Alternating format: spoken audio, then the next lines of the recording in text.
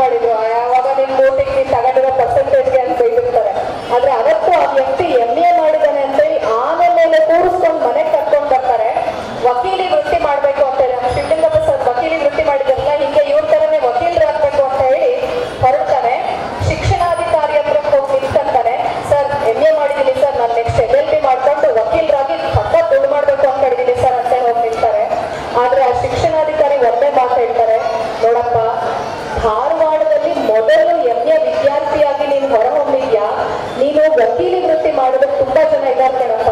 ಇವತ್ತು ನೋಡು ಧಾರವಾಡದಲ್ಲಿ ಕನ್ನಡದ ಪರಿಸ್ಥಿತಿ ಹೆಂಗಿದೆ ಅಂತಂದ್ರೆ, ಕನ್ನಡ ಶಿಕ್ಷಕರಿಗೆ ಸಂಬಳ ಇಲ್ಲ, ಇಂಗ್ಲಿಷ್ ಶಿಕ್ಷಕರಿಗೆ, ಮರಾಠಿ ಶಿಕ್ಷಕರಿಗೆ ಕೊಡುವಂತ ಅರ್ಧ ವೇತನವನ್ನ ಕನ್ನಡ ಶಿಕ್ಷಕರಿಗೆ ಕೊಡ್ತಾ ಇದ್ದಾರೆ. ಕನ್ನಡಕ್ಕೆ ನೀನೇನಾದ್ರೂ ಮಾಡ್ಬೇಕು ಭಾರತ ಶಿಕ್ಷಣ ಕ್ಷೇತ್ರಕ್ಕೆ ಅಂತ ಹೇಳಿ ಕರ್ಕೊಳ್ತಾರೆ. ಹಾಗೆ ಶಿಕ್ಷಣಾಧಿಕಾರಿಗಳು ಬುದ್ಧಿ ಹೇಳಿದಂತವರು ಯಾವುದೇ ಕನ್ನಡಿಗ ಅಲ್ಲ, ಬದಲಿಗೆ ಬ್ರಿಟಿಷ್ ಅಧಿಕಾರಿ ರಜಲ್ ಅಂತ. ರಜಲ್ ಅನ್ನೋ ಬ್ರಿಟಿಷ್ ಅಧಿಕಾರಿ ಈ ಹುಡುಗನಿಗೆ ಬುದ್ಧಿ ಹೇಳ್ತಾರೆ. ಆ ಬುದ್ಧಿ ಮಾತಿನಿಂದ ಬರ್ತಾರೆ. ಶಿಕ್ಷಣಾಧಿಕಾರಿಯಾಗಿ ಎಲ್ಲ ಕೆಲಸ ಏನೇನ್ ಮಾಡ್ಬೇಕು ಎಲ್ಲ ರಾಜಕೀಯವಾಗಿ, ಶೈಕ್ಷಣಿಕವಾಗಿ, ಐತಿಹಾಸಿಕವಾಗಿ ಕೆಲಸ ಮಾಡಿ ಇವತ್ತಿಗೂ ನಾವೇನು ಕರ್ನಾಟಕ ವಿದ್ಯಾವರ್ಧಕ ಸಂಘ ಅಂತ ಕೇಳಿದಿರಾ, ಇವತ್ತಿಗೂ ಕೂಡ ಕನ್ನಡ ಸಾಹಿತ್ಯ ಪರಿಷತ್ತಿಗಿಂತ ಹಿನ್ನೆಲೆಯಾಗಿ, ಅದಕ್ಕಿಂತ ಹಿಂದೆ ಕೆಲಸ ಮಾಡಿದಂತ ಕರ್ನಾಟಕ ವಿದ್ಯಾವರ್ಧಕ ಸಂಘವನ್ನ ಕಟ್ಟುತ್ತಾರೆ. ಮೈಸೂರಿಗೆ ಬಂದು ಸರ್ ಎಂ ವಿಶ್ವೇಶ್ವರಯ್ಯನವ್ರ ಹತ್ರ, ಸರ್ ವಿದ್ಯಾವರ್ಧಕ ಸಂಘ ನಮ್ಮ ಧಾರವಾಡಕ್ಕಾಯ್ತು, ಬೆಂಗಳೂರು ಮೈಸೂರು ಭಾಗಕ್ಕೆ ಒಂದು ಲೇಖಕರ ಸಂಘ ಆಗ್ಬೇಕು ಸರ್, ಕರ್ನಾಟಕ ಲೇಖಕರ ಮತ್ತು ಕಲಾವಿದರ ಸಂಘ ಆಗ್ಬೇಕು, ನೀವು ಅದನ್ನ ಮಾಡಬೇಕು ಅಂತ ಹೇಳಿ ದಿವಾನರಾಗಿದ್ದಂತ ಸರ್ ಎಂ ವಿಶ್ವೇಶ್ವರಯ್ಯನವ್ರ ಹತ್ರ ಕೇಳ್ತಾರೆ. ಹಾಗೆ ಕೇಳಿ ಅನುಮೋದನೆ ಪಡೆದು ಆದಂತಹ ಸಂಘವೇ ಇವತ್ತಿನ ಕನ್ನಡ ಸಾಹಿತ್ಯ ಪರಿಷತ್ತು. ಹಾಗೆ ನಡೆಸಿ ಇಡೀ ಕರ್ನಾಟಕದ ಏಕೀಕರಣಕ್ಕೆ ಹೋರಾಡಿ ಮಾಡಿದ ವ್ಯಕ್ತಿ ರಾಮಚಂದ್ರ ಹಣಮಂತ ದೇಶಪಾಂಡೆ. ಯಾರ ಮಕ್ಕಳ? ರಾಮಚಂದ್ರ ಹೇಳಿ, ರಾಮಚಂದ್ರ ಹಣಮಂತ ದೇಶಪಾಂಡೆ. ಈ ವ್ಯಕ್ತಿ ನಮಗೆ ಸಿರಿಗನ್ನಡಂ ಗೆಲ್ಗೆ ಅಂತ ಹೇಳ್ತಾರೆ. ಮೊದಲನೇದಾಗಿ ಸಿರಿಗನ್ನಡಂ ಗೆಲ್ಗೆ ಹೇಳಿ ಧಾರವಾಡವನ್ನ ನಮ್ಮ ಮೈಸೂರು ರಾಜ್ಯಕ್ಕೆ ಸೇರಿಸಿದಂತ ವ್ಯಕ್ತಿ. ನೀವೆಲ್ಲರೂ ಹಂಪೆ ನೋಡಿದೀರಾ? ಯಾರ್ಯಾರು ಹಂಪೆ ನೋಡಿದಿರಾ ಕೈ ಎತ್ತಬಹುದಾ? ನಾವೆಲ್ಲ ಹಂಪೆ ನೋಡಿದಾಗ ಏನನ್ನಿಸ್ತು? ವಿರೂಪಾಕ್ಷ ದೇವಸ್ಥಾನ ಅಂತ ಇದೆ. ವಿರೂಪಾಕ್ಷ ದೇವಸ್ಥಾನದಲ್ಲಿ ಗೋಪುರ ಎಲ್ಲ ಅರ್ಧ ಹಾಳು ಬಿದ್ದು ಹೋಗ್ತಿದೆ. ಮುಂದುಗಡೆ ಒಂದು ಬಜಾರ್ ನೋಡ್ತೀವಿ, ಒಂದು ಸಂತೆ ಬಜಾರ್. ದಾರಿಯುದ್ದಕ್ಕೂ ನಾವು ಹಂಪೆ ಹೋದ್ರೆ ಪ್ರತಿಯೊಬ್ಬರು ಬಾಯಿಂದ ಬರುವಂತದ್ದು ಒಂದೇ ಮಾತು, ಅಯ್ಯೋ ಈ ಬಜಾರ್ನಲ್ಲಿ ಚಿನ್ನ, ವಜ್ರ, ಮುತ್ತು, ಹಳ್ಳ ಎಲ್ಲ ಪಾವಲಿಟ್ಟಂಗ್ ಮಾಡ್ತಾ ಇದ್ರಂತೆ ಕಣ್ರಪ್ಪ, ಅಂತ ಸಂಸ್ಕೃತಿ ಇದೆ ನಮ್ಮ ದೇಶದ್ದು, ನಮ್ಮ ಕರ್ನಾಟಕದ್ದು ಅಂತ ಹೇಳ್ತೀವಿ. ಆದ್ರೆ ಹಂಪೆಯನ್ನ ನಾವು ನೋಡಿ ಆ ತರ ಮಾತಾಡ್ತೀವಿ, ಅಥವಾ ಎಲ್ಲ ಬಿದ್ದೋಗಿದೆ, ಹಾಳು ಹಂಪೆ ಮಾರಾಯ, ಇದು ಹಾಳು ಹಂಪೆ ಅಂತ ಹೇಳ್ತೀವಿ. ಆದ್ರೆ ಒಬ್ಬ ವ್ಯಕ್ತಿಗೆ ಅದೇ ವಿರೂಪಾಕ್ಷ ದೇವಸ್ಥಾನದ ಗೋಪುರವನ್ನ ನೋಡ್ತಾರೆ. ಅದನ್ನ ನೋಡಿ ಅಡುಕಿ ಕೊಡುಗಿ ಕರ್ನಾಟಕದ ಇತಿಹಾಸ ಏನು ಅಂತೇಳಿ ನಾನು ತಿಳ್ಕೊಂಡ್ಲೇಬೇಕು ಅಂತೇಳಿ ಹೊರಟಂತ ವ್ಯಕ್ತಿ ಆಲೂರು ವೆಂಕಟರಾಯರು.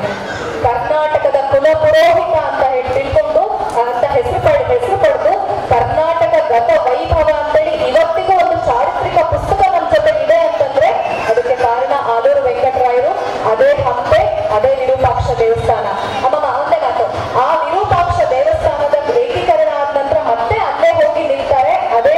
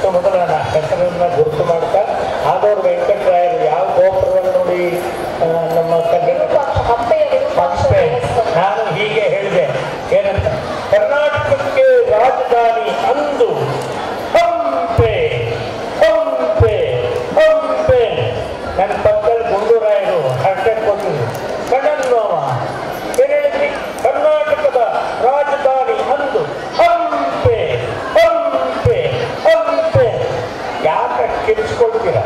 ಇವತ್ತಿನ ಕರ್ನಾಟಕದ ರಾಜಧಾನಿ ಬೆಂಗಳೂರಿನಲ್ಲಿ ಎಲ್ಲಿ ನೋಡಿದಲ್ಲಿ ಹಂಪೆ ಹಂಪೆ ಹಂಪೆ ಈಗ ಜಪ್ಪು. ಆದರೆ ಅವತ್ತು ಕನ್ನಡಕ್ಕೆ ಪಂಪು, ಅದರಿಂದಲೇ ಪೆಂಪು.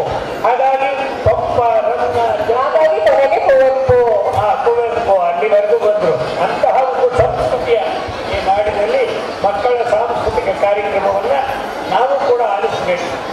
ಮಕ್ಕಳ ಕಲಿಯುವಳಿಗೆ ಏನು ಬೇಕಂತ ಮಕರಂದ, ಹಿರಿಯರ ಕಲಿಯುವಳಿಗೆ ಏನು ಹೇಳು ಕೊಂಡಿಗೆ ನನಗೆ ನಮಗೆ ಬಹಳ ಖುಷಿಯಾಗಿದೆ. ಹೊಸದುರ್ಗಕ್ಕೆ ಬಂದಿದ್ದೀವಿ, ಹೋಗೋಕ್ಕೆ ಮನಸ್ಸಿಲ್ಲ. ಅದರಿಂದ ಒಂದಿನ ಒಗಟು, ಒಂದಿನ ಗಾದೆ ಆಯ್ತಾ, ಒಂದು ದಿವಸ ಚುಟುಕ, ಒಂದು ದಿವಸ ಕವಿತೆ, ಇನ್ನೊಂದು ದಿವಸ ಕಾವ್ಯ, ಈ ಥರ ಎಲ್ಲ ಮಾತಾಡೋಣ. ಅದಕ್ಕೆ ಮುಂಚೆ ಒಂದೇ ಒಂದು ನಾನು ನಿಮ್ಮನ್ನ ಪ್ರಶ್ನಿಸೋದು ಅಂತ ಹೇಳಿದರೆ, ಈ ಒಗಟುಗಳಲ್ಲಿ ಚಿಕ್ಕ ವಯಸ್ಸಿನಲ್ಲಿ ಮದುವೆ ಮಾಡಿಕೊಟ್ಬಿಡ್ತಿದ್ರು, ಮಕ್ಕಳಲ್ಲಿದ್ದಾಗಲೇ ಮದುವೆ ಮಾಡಿಬಿಡ್ತಿದ್ರು. ಅವಳು ಸಂಸಾರಕ್ಕೆ ಅರ್ಹರಾಗಿದ್ದಾಳೆ ಅಂತ ತಿಳಿಸೋದಕ್ಕೆ ಒಂದು ಒಗಟಿದೆ. ಅದನ್ನು ಹೇಳಿಬಿಟ್ಟ ಮೇಲೆ ನಾನು 12 ತಿಂಗಳದ್ದು ಒಂದು ಪದ್ಯ ಹೇಳಿ ನಾವು ಮಕ್ಕಳ ಕಾರ್ಯಕ್ರಮದ ಕಡೆಗೆ ಮುಖ ಮಾಡೋಣ ಅಂತ. ಯಾವ ರೀತಿಯಾಗಿ ಕರ್ಕೊಂಡು ಹೋಗ್ತಾ ಇದ್ರು ರಾಣಿ.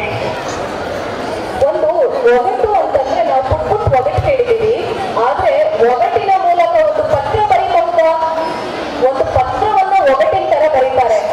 ಅರಸನ ಸತಿಯ ಹಿಂದೂರಿನಲ್ಲಿರುವ ಆದಿತ್ಯ ಹರಿಗೆ ಸರ್ಪದಿಬ್ಬದಲ್ಲಿರುವ ರಾಧಾಸ್ವಾಮಿ ಮಾಡುವ ನಮಸ್ಕಾರಗಳು. ಅಚಲ ಸುತೆಯ ಪತಿಯ ಸಂವತ್ಸರದಲ್ಲಿ ಹಿರೇ ಮಾಸದಲ್ಲಿ ಪ್ರಶ್ನೆಗೆ ವಿರುದ್ಧದ ನಕ್ಷತ್ರದಲ್ಲಿ ನಮ್ಮ ಮನೆಯ ಮಗಳು ಪುಷ್ಪವತಿಯಾಗಿದ್ದಾಳೆ. ತಾವು ಬರುವಾಗ ತಾಯಿ ತಮ್ಮನ ಕಾಯಿ ಒಂದು, ಇಬ್ಬರು ಹೆಂಡಿರ ಕಾಯಿ ಒಂದು, ಒನಕೆ ಮುಟ್ಟದ ಅಕ್ಕಿ ಒಂದು ಸೇರು, ಬೆಣ್ಣೆ ಕಾಸದ ತುಪ್ಪ ಒಂದು ಸೇರು, ದಾಹ ಅಡಗಿಸುವ ಹಣ್ಣು 5, ಇವುಗಳನ್ನು ತೆಗೆದುಕೊಂಡು ತುರು ಕರು ಪಾಲನೆ ಮಾಡುವ ಗೌಡನನ್ನು ಕರೆದುಕೊಂಡು ಬರುವುದು. ಇದು ಒಗಟಿನ ಪತ್ರ, ಕನ್ನಡದ ಒಗಟಿನ ಪತ್ರ. ಅರಸನ ಪತ್ನಿಯ ಹಿಂದೂರಿನಲ್ಲಿರುವ ಅರಸನ ಸತಿ ಯಾರು? ರಾಣಿ. ಹಿಂದೆ ಬೆನ್ನು, ರಾಣಿ ಬೆನ್ನೂರಿನಲ್ಲಿರುವ ಅರಸನ ಪತ್ನಿಯ ಹಿಂದೂರಿನಲ್ಲಿ